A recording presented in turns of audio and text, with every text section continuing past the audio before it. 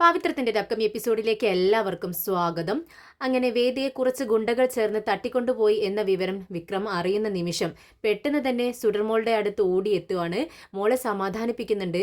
സുഡർ, നീ വിഷമിക്കേണ്ട കേട്ടോ, നിന്റെ അമ്മയെ ഞാൻ രക്ഷിച്ചിരിക്കും, നീ സമാധാനമായിട്ട് ഇരിക്കണം എന്ന് പറയുന്നു. എന്നാൽ മോളുടെ തൊട്ടപ്പുറത്ത് തന്നെ തരുണും പോലീസുകാരും നിൽപ്പുണ്ട്.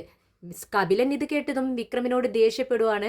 നീ ആരടാ ഇതൊക്കെ ചോദിക്കാനും അന്വേഷിക്കാനും, നീ എന്തിനിവിടെ വന്നു എന്നാണ് കപിലൻ ചോദിക്കുന്നത്. ഇത് കേട്ട് വിക്രം പറയുന്നുണ്ട്, സാർ എന്താ സാർ ഈ പറയുന്നത്, ഞാൻ മോളെ കാണാൻ വേണ്ടി വന്നതാണ്. ഇത് എത്ര പ്രധാനപ്പെട്ട ഒരു കാര്യമാണെന്ന് നിങ്ങൾക്കറിയില്ലേ?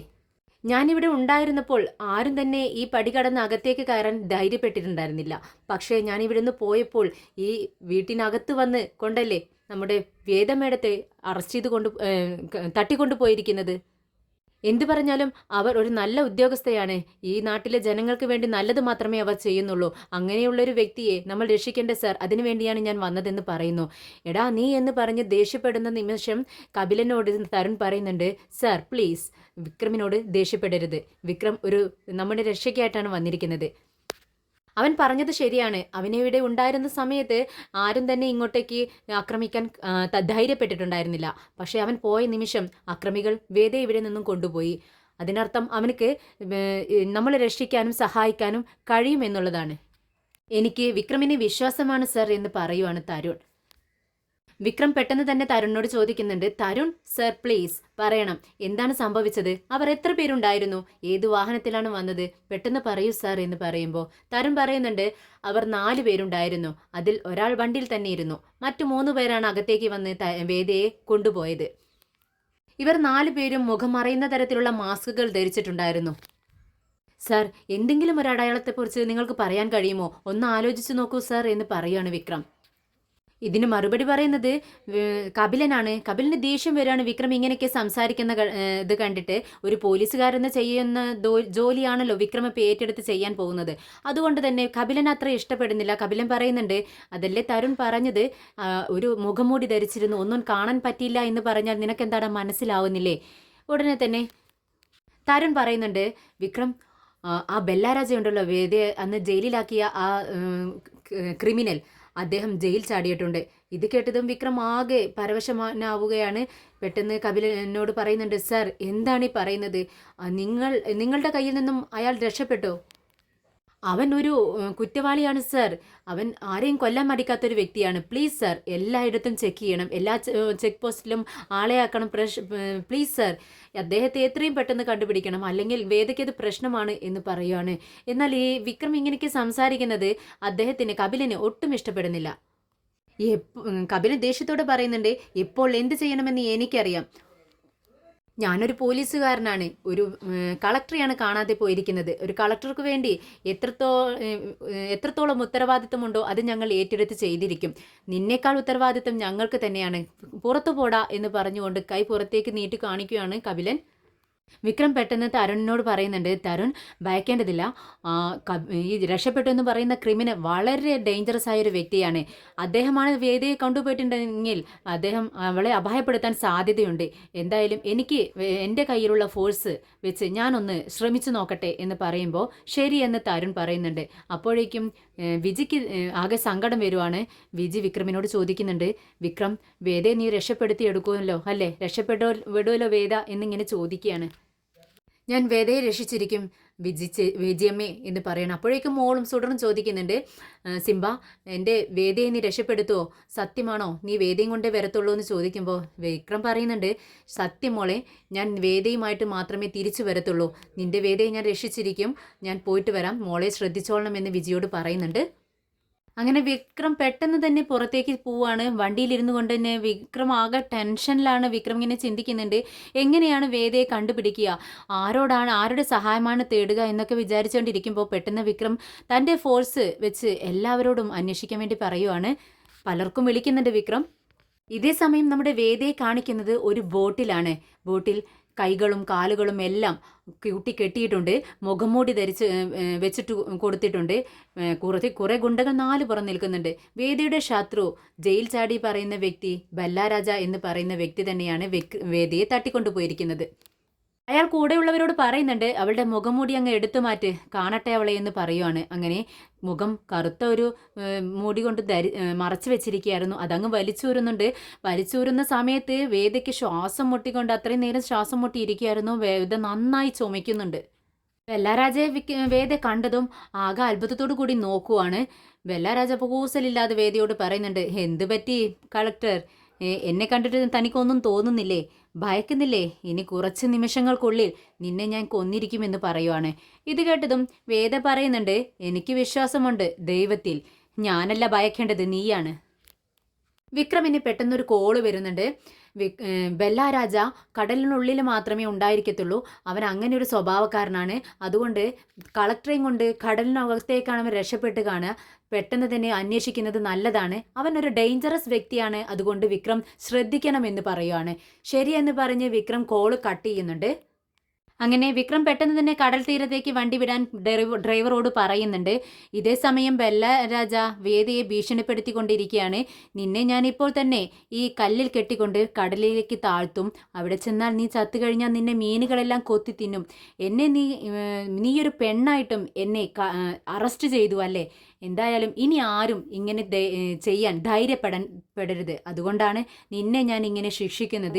ഇതൊരു പാഠമാണ് മറ്റുള്ളവർക്കെന്ന് പറഞ്ഞ് ആകെ ഭീഷണിപ്പെടുത്തിക്കൊണ്ടിരിക്കുകയാണ് ബെല്ലാരാജ വേദയെ. എന്നാൽ ഇതൊന്നും കേട്ട് വേദയ്ക്ക് ഒരു കൂസലുമില്ല. വേദ വളരെ സിമ്പിളായി വളരെ യാഥാർത്ഥ്യത്തോടു കൂടി തന്നെ ഇതെല്ലാം കേട്ടുകൊണ്ടിരിക്കുകയാണ്. വേദയ്ക്ക് ഒട്ടും ഭയം തോന്നുന്നില്ല. അങ്ങനെ ബെല്ലാരാജ വേദയും കൊണ്ട് ഒരു ബോട്ടിൽ കടലിന് ഉള്ളിലേക്കൊക്കെ ഒരുപാട് ദൂരം ഇങ്ങ് അകത്തേക്ക് ഉള്ളിലേക്ക് പോകുന്നുണ്ട്. കുറച്ച് സമയം കഴിഞ്ഞതും ഒരു ബോട്ടിൻ്റെ സൗണ്ട് കേട്ടുകൊണ്ട് ബെല്ലാരാജ മറ്റുള്ളവരോട് ചോദിക്കുന്നുണ്ട്, എടാ ഒരു ബോട്ടിൻ്റെ സൗണ്ട് കേൾക്കുന്നുണ്ടല്ലോ, നിങ്ങളൊന്ന് നോക്ക് എന്ന് പറയുമ്പോൾ അവർ നോക്കുന്ന സമയത്ത് ഒരു ബോട്ട് തങ്ങളുടെ അടുത്തേക്ക് വരുന്നത് കാണുവാണ്. സാർ അങ്ങോട്ട് നോക്ക്, ആ ബോട്ട് നമ്മളെ ലക്ഷ്യമാക്കിക്കൊണ്ടാണ് വരുന്നതെന്ന് പറയുന്നു. ബോട്ട് കുറച്ച് അടുത്തെത്തിയതും അതിലെ ഗുണ്ടകൾ നോക്കുന്നുണ്ട് ബോട്ടിലേക്ക്. ബോട്ടിൽ നിൽക്കുന്ന വിക്രമിനെ കണ്ട് അവർ ഞെട്ടുന്നുണ്ട്. ബെല്ലാരാജയോട് പറയുന്നുണ്ട്, സാർ ആ ബോട്ടിൽ വരുന്നത് വിക്രമാണ്. ഇത് കേട്ട് ബെല്ലാരാജ പറയുന്നുണ്ട്, ഡാ നോക്കി നിൽക്കാതെ അവൻ ഇങ്ങോട്ടേക്ക് എത്തുന്നതിന് മുൻപേ ഇവളെ ആ കല്ലിൽ കെട്ടി കടലിലേക്ക് താഴ്ത്തടാ, അവനക്ക് രക്ഷപ്പെടുത്താൻ കഴിയരുത് എന്ന് പറയുന്നുണ്ട്. ഗുണ്ടകൾ ഒരു ദയമില്ലാതെ വേദയുടെ കാലുകളും കൈകളും കൂട്ടിക്കൊട്ടി ശരീരത്തിലൊരു കല്ലും കെട്ടി പെട്ടെന്ന് വെള്ളത്തിലേക്ക് അങ്ങ് താഴ്ത്തുവാണ്. ഇത് കണ്ടതും വിക്രം ആകെ ഭയന്ന് വേദേ ഡാ ചെയ്യല്ലടാ, അങ്ങനെ ചെയ്യരുത് എന്ന് പറഞ്ഞ് വിളിച്ച് പറയുന്നുണ്ട്. പക്ഷേ ആരും അത് കേൾക്കുന്നില്ല. പെട്ടെന്ന് വിക്രം ഓടി വേദയെ എന്ന് വിളിച്ചുകൊണ്ട് ബോട്ടിനകത്തൂടെ ഓടി വരുവാണ്. വേദ വെള്ളത്തിൽ കിടന്ന് ശ്വാസം കിട്ടാതെ പിടയ്ക്കുന്നുണ്ട്. പെട്ടെന്ന് വിക്രം വെള്ളത്തിലേക്ക് എടുത്ത് ചാടുന്നുണ്ട്. നീന്തി വേദയുടെ അടുത്തെത്തുന്നുണ്ട്. പെട്ടെന്ന് തന്നെ വേദ ഏകദേശം ബോധം പോയി കഴിഞ്ഞിരിക്കും. വേദയ്ക്ക് ബോധം വന്നിട്ടില്ല. പെട്ടെന്ന് വിക്രം വേദയുടെ കൈകളിലെയും കാലുകളിലെയും എല്ലാം കയറുകൊണ്ടുള്ള കെട്ടുകളെല്ലാം അഴിച്ചു മാറ്റുന്നുണ്ട്. എന്നിട്ട് വേദയും പിടിച്ചുകൊണ്ട് മുകളിലേക്ക് നീന്തുവാണ്. ഇതേസമയം വേദയെ പോലീസുകാരെ അന്വേഷിച്ചുകൊണ്ടിരിക്കുകയാണ്. കപിലനെ കണ്ടതും തരുൺ ചോദിക്കുന്നുണ്ട്, സാർ വേദയുടെ അന്വേഷിച്ചിട്ട് വേദയുടെ എന്തെങ്കിലും വിവരം കിട്ടിയോ എന്ന് ചോദിക്കുകയാണ്. ഉടനെ കപിലൻ പറയുന്നുണ്ട്, എല്ലായിടത്തും അന്വേഷിക്കുന്നുണ്ട് തരുൺ, പക്ഷേ വിവരമൊന്നും കിട്ടിയില്ല. ഇത് കേട്ടതും തരുണിന് ആകെ വിഷമം തോന്നുവാണ്. സാർ എത്ര നിസ്സാരമായിട്ടാണ് നിങ്ങളിത് പറയുന്നത്. അവളെ കാണാതായിട്ട് 2 മണിക്കൂറായി. ആ ബെല്ലാരാജ എന്ന് പറയുന്ന വ്യക്തി വളരെ ഡേഞ്ചറസ് ആണെന്ന് നിങ്ങൾ തന്നെ പറഞ്ഞിട്ടുണ്ട്. എന്നിട്ടും എന്തുകൊണ്ടാണ് വേദിയെ കുറിച്ച് അന്വേഷിച്ചിട്ട് ഇത്രയും നേരമായിട്ടും ഒരു തുമ്പ് പോലും കിട്ടാത്തതെന്ന് ചോദിക്കുന്നുണ്ട്. സാർ ഞങ്ങൾ അന്വേഷിക്കുന്നുണ്ട്. ഇത് കേട്ടതും തരുൺ പറയുന്നുണ്ട്, സാർ എന്താ സാർ ഇത്, അവരെ കാണാതായിട്ട് 2 മണിക്കൂറായി. കടലിൽ ഉള്ളിലേക്ക് പോയോ അതോ പുറത്തുണ്ടോ എന്ന് പോലും നിങ്ങൾക്ക് അറിയാൻ കഴിഞ്ഞിട്ടില്ല. സാർ പ്ലീസ് സാർ, എത്രയും പെട്ടെന്ന് വേദയെ കണ്ടുപിടിക്കണം. സുഡറിന് അമ്മ വേണം, അവൾ എൻ്റെ പെങ്ങളാണ്, ഒരു അച്ഛൻ്റെ മോളാണ്. ഇതൊക്കെ നിങ്ങൾ മനസ്സിലാക്കണം. ഇത് കേട്ടതും കപിലൻ പറയുന്നുണ്ട്, എന്താ സാർ നിങ്ങളിങ്ങനെ പറയുന്നത്, അവൾ എൻ്റെ ഫ്രണ്ടാണ്, എൻ്റെ ക്ലാസ്മേറ്റാണ്. അതുകൊണ്ട് ഞാൻ ഇതിൽ ഒരിക്കലും അലസത കാണിക്കത്തില്ല. ഞങ്ങൾ അന്വേഷിച്ചു കൊണ്ടിരിക്കുന്നുണ്ട്. ഒരു 10-25 ടീം തന്നെ ഇതിന് ഞാൻ ഫോം ചെയ്തിട്ടുണ്ട്. അവരെല്ലാവരും അന്വേഷിച്ചു കൊണ്ടിരിക്കുകയാണ്. എന്നാൽ സുഡറിന് ഒരുപാട് ഭയം തോന്നുകയാണ്. വേദയെ കാണാതായതും വേദയെ പിടിച്ചുകൊണ്ടു പോകുന്നതെല്ലാം കണ്ടതുകൊണ്ട് തന്നെ വിജിയെ കെട്ടിപ്പിടിച്ചിരിക്കുകയാണ്. വിജിയെ അനങ്ങാൻ സമ്മതിക്കുന്നില്ല. വിജി പറയുന്നുണ്ട്, മോളെ നീ ഇവിടെ ഇരിക്കേ, വിജിയമ്മ നിനക്ക് പാല് തരാം, നീ ഒന്നും കഴിച്ചിട്ടില്ലല്ലോ എന്ന് പറയുമ്പോൾ വിജിയമ്മ എങ്ങോട്ടേക്കും പോവണ്ട, ഇവിടെ എൻ്റെ അടുത്ത് തന്നെ ഇരുന്നാൽ മതി എന്ന് പറഞ്ഞുകൊണ്ട് വിജിയെ ഇങ്ങനെ ചുറ്റിപ്പിടിച്ചിരിക്കുകയാണ്. ഇതേ സമയം വിക്രം വേദയെ പൊക്കിയെടുത്ത് ബോട്ടിലെത്തിക്കുന്നുണ്ട്. വേദയും കിടത്തിക്കൊണ്ട് വേദയുടെ അകത്തേക്ക് ചെന്ന വെള്ളമെല്ലാം വിക്രം ഇങ്ങനെ പുറത്തേക്ക് ആക്കാൻ വേണ്ടി നോക്കുകയാണ്. വയറിനകത്ത് കണ്ട് കൈകൾ വെച്ചുകൊണ്ട് ഇങ്ങനെ അമർത്തിക്കൊണ്ടിരിക്കുകയാണ്. വേദയെന്ന് ഇടയ്ക്കിടയ്ക്ക് വിളിക്കുന്നുണ്ട്. എന്നിങ്ങോട്ട് ഇങ്ങനെ അമർത്തുന്ന സമയത്ത് വേദ കുടിച്ച വെള്ളമെല്ലാം ഇങ്ങനെ പുറത്തേക്ക് വരുന്നുണ്ട്. ഇടയ്ക്ക് വിക്രം വേദയുടെ മൂക്കിലൂടെ അകത്തേക്ക് കയറി വെള്ളമെല്ലാം വായിലൂടെ വലിച്ചെടുത്ത് തുപ്പിക്കളയുന്നുണ്ട്. വേദ എന്നിങ്ങനെ വിളിക്കുന്ന സമയത്ത് പെട്ടെന്ന് വേദയ്ക്ക് അങ്ങ് ബോധം വരുവാണ്. എഴുന്നേറ്റിരുന്ന് ചുമയ്ക്കുന്നുണ്ട്. കുറേ വെള്ളം ഇങ്ങനെ തുപ്പിക്കളയുവാണ്. വിക്രം വേദയുടെ തലയിങ്ങനെ തട്ടി കൊടുക്കുവാണ്. പെട്ടെന്ന് വേദ വിക്രമിനെ കണ്ടതും കൈ അങ്ങ് തട്ടി മാറ്റുന്നുണ്ട്. എന്നിട്ട് പറയുന്നുണ്ട്, നീ എനിക്ക് ബോധമില്ലാത്ത സമയത്ത് എന്തൊക്കെയാ ചെയ്യുന്നത്? ഇത് കേട്ടതും വിക്രം പറയുന്നുണ്ട്, ഓഹോ, എനിക്കറിയാമായിരുന്നു നീ ഇത് തന്നെയാണ് പറയുന്നതെന്ന്. ഞാൻ നിന്നെ ഒന്നും ചെയ്തില്ല. നീ ബോധം കെട്ട് കിടക്കുന്ന സമയത്ത് നിന്നെ രക്ഷിക്കാൻ വേണ്ടി നിന്റെ മൂക്കിൽ നിന്നും ഞാനിങ്ങനെ വെള്ളം വലിച്ചെടുത്ത് തുപ്പിക്കളഞ്ഞു. അല്ലാതെ ഞാൻ നിന്നെ കിസ് ചെയ്തതൊന്നുമല്ല. ഇതൊക്കെ വൈദ്യമാണ്. ഇതൊക്കെ ഞാൻ പഠിച്ചിട്ടുള്ള കാര്യമാണ്. നിന്നെ രക്ഷപ്പെടുത്താൻ വേണ്ടി മാത്രമാണ് ഞാൻ ഇതെല്ലാം ചെയ്തത്. അല്ലാതെ എൻ്റെ ഇഷ്ടത്തോടു കൂടിയൊന്നും അല്ല എന്ന് വിക്രം പറയുവാണ്. ഇത് കേട്ടതും വേദ ദേഷ്യത്തോടെ ചോദിക്കുന്നുണ്ട്, ആഹാ, അങ്ങനെ എൻ്റെ സമ്മതമില്ലാതെ ഞാൻ ബോധം കെട്ട് കിടക്കുന്നു എന്ന് വെച്ച് എന്നെ എന്തും ചെയ്യാമോ എന്ന് ചോദിക്കുകയാണ്. നിനക്കെന്താടി ഭ്രാന്താണോ എന്ന് ചോദിക്കുകയാണ് വിക്രം. ഇത് കേട്ടതും വേദ പറയുന്നുണ്ട്, എനിക്ക് നിന്റെ സ്വഭാവം നന്നായിട്ട് അറിയാം. വേണ്ട കേട്ട വേദേ, ഞാൻ നിന്നെ വേറെ ഒന്നും ചെയ്തിട്ടില്ല. ഇത് കേട്ടതും വേദ പറയുന്നുണ്ട്, സത്യം പറ വിക്രം, നീ എന്തെല്ലാം എന്നെ ചെയ്തു എന്ന് ചോദിക്കുമ്പോൾ നിനക്ക് ഭ്രാന്താണ്. നിന്നെ രക്ഷപ്പെടുത്താൻ വേണ്ടി എന്തെല്ലാം ചെയ്യാമോ അത് മാത്രമാണ് ഞാൻ ചെയ്തത്. ഞാൻ പറയുന്നത് നീയൊന്ന് വിശ്വസിക്ക്.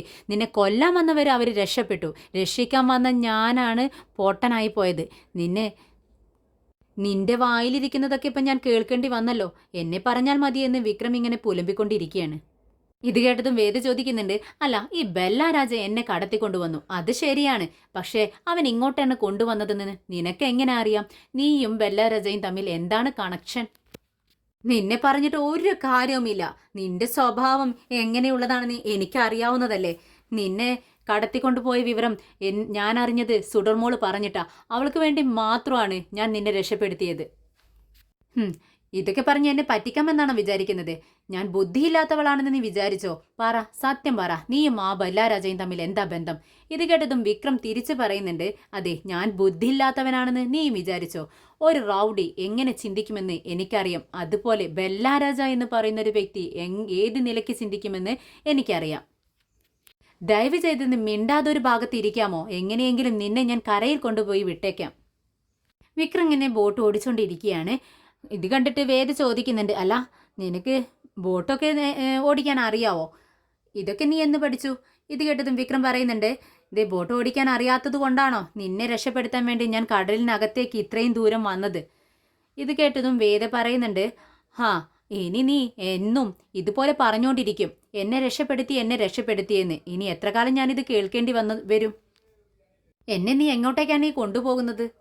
ദയവ് ചെയ്ത് നിനക്കൊന്ന് മിണ്ടാതിരിക്കാമോ? നിന്നെ ഞാൻ രക്ഷപ്പെടുത്തിയല്ലോ. ഇനി നിന്നെ സുരക്ഷിതമായി കരയിലെത്തിക്കാനും എനിക്കറിയാം. മിണ്ടാതിരുന്നില്ലെങ്കിൽ എൻ്റെ കയ്യിൽ കല്ലൊന്നുമില്ല, അത് എവിടെ ഇരിക്കുന്ന കയറ് കെട്ടി നിന്നെ താഴേക്കിടും ഞാൻ എന്നിങ്ങനെ പറയുകയാണ്. ഇത് കേട്ടതും വേദ വിക്രമിനെ ഒന്ന് നോക്കിക്കൊണ്ട് ഇങ്ങനെ മിണ്ടാതിരിക്കുകയാണ്. പുറം കാഴ്ചകളെല്ലാം കൊണ്ടിരിക്കുന്നുണ്ട്. ഇതേ സമയം തരുൺ കപിലിനോട് സംസാരിച്ചു കൊണ്ടിരിക്കുകയാണ്. വേദയുടെ വിവരങ്ങൾ വല്ലതും കിട്ടിയോ എന്നൊക്കെ അന്വേഷിച്ചുകൊണ്ടിരിക്കുന്ന സമയത്ത് വിജി പെട്ടെന്ന് കപിലിനെ വിളിക്കുന്നുണ്ട്. കപിലൻ പ്ലീസ്, തരുണിനെ വിളിക്കുന്നുണ്ട്. തരുണിനോട് പറയുന്നുണ്ട്, മോൾ ആകെ ഭയപ്പെട്ടിരിക്കുന്നു തരുൺ, ഒന്ന് റൂമിലേക്ക് പെട്ടെന്ന് വരാമോ എന്ന് ചോദിക്കുകയാണ്. തരുൺ പെട്ടെന്ന് റൂമിൽ എത്തുന്നുണ്ട്. മോൾ ഇതേ സമയം പേടിച്ച് വിറച്ച് വിജിയെ കെട്ടിപ്പിടിച്ചിരിക്കുകയാണ്. മോൾ കരഞ്ഞുകൊണ്ടിരിക്കുകയാണ്. വിജി മോളോട് ചോദിക്കുന്നുണ്ട്, മോളെ, നീ നല്ല ധൈര്യമുള്ള കുട്ടിയല്ലേ, എന്തിനാണ് ഇങ്ങനെ ഭയപ്പെടുന്നത്?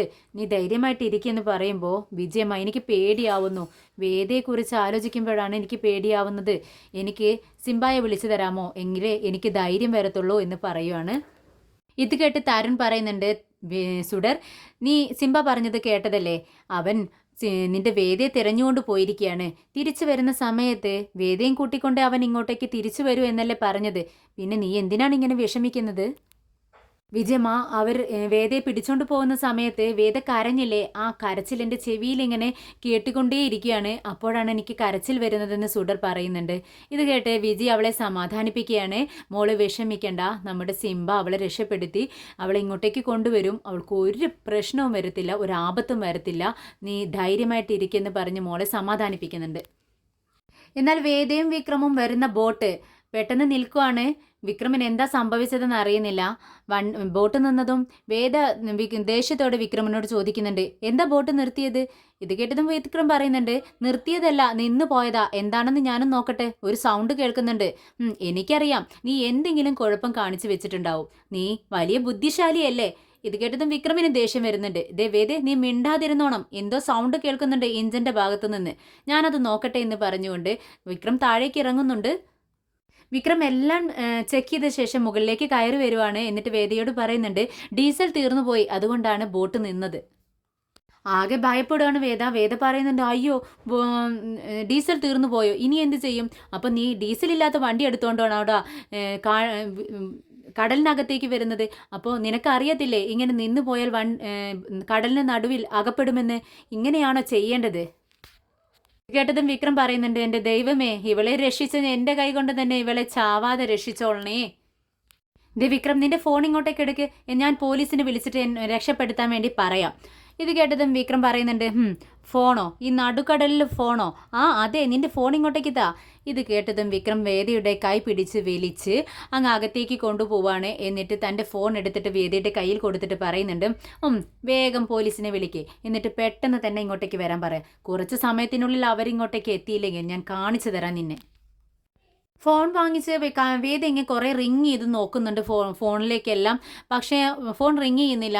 ഇത് കണ്ടതും വേദ ഫോൺ എടുത്ത് വിക്രമിൻ്റെ കയ്യിൽ കൊടുത്തുകൊണ്ട് പറയുന്നുണ്ട്, നിന്റെ ഫോണ് നിന്നെ പോലെ തന്നെയാണ്, വേസ്റ്റാണ്, ആർക്കും അടിച്ചിട്ട് കിട്ടുന്നില്ല. ഇത് കേട്ടതും വിക്രം പറയുന്നുണ്ട്, എൻ്റെ ഫോണല്ല വേസ്റ്റ്, നീയാണ് വേസ്റ്റ്. നിനക്കറിയില്ലേ, നടുക്കടലിൽ സിഗ്നലൊന്നും കിട്ടത്തില്ല, നിനക്കെന്താ ബുദ്ധിയില്ലേന്ന് ചോദിക്കുകയാണ്. ബോട്ടിൽ എവിടെയെങ്കിലും ഡീസൽ ഉണ്ടോയെന്ന് നോക്ക് വിക്രം എന്ന് പറയാണ് വേദ. ഇത് കേട്ടതും വിക്രം പെട്ടെന്ന് ബോട്ടിനകത്തെല്ലാം സെർച്ച് ചെയ്യുന്നുണ്ട്. വളരെ ക്ഷീണിതനായി വിക്രം വന്നിട്ട് പറയുന്നുണ്ട്, ബോട്ടിൽ എവിടെയും ഡീസലുമില്ല, ഒരു മണ്ണാങ്കട്ടയും ഇല്ല. ഓഹോ, അങ്ങനെയാണോ? ഇനിയിപ്പോൾ എന്ത് ചെയ്യും? ഒരു ഡീസലില്ലാത്ത ബോട്ടും എടുത്തുകൊണ്ട് വന്ന് നീ എന്നെ രക്ഷിക്കാനാണോ കൊല്ലാനാണോ വന്നത്? ഇത് കേട്ടതും വിക്രം പറയുന്നുണ്ട്, നീ എന്താ ഈ പറയുന്നത്? നിന്നെ രക്ഷപ്പെടുത്താനുള്ള വെപ്രാളത്തിൽ ഞാൻ ബോട്ടിൽ ഡീസൽ ഉണ്ടോയെന്ന് നോക്കിയിട്ടാണോ വരുന്നത്?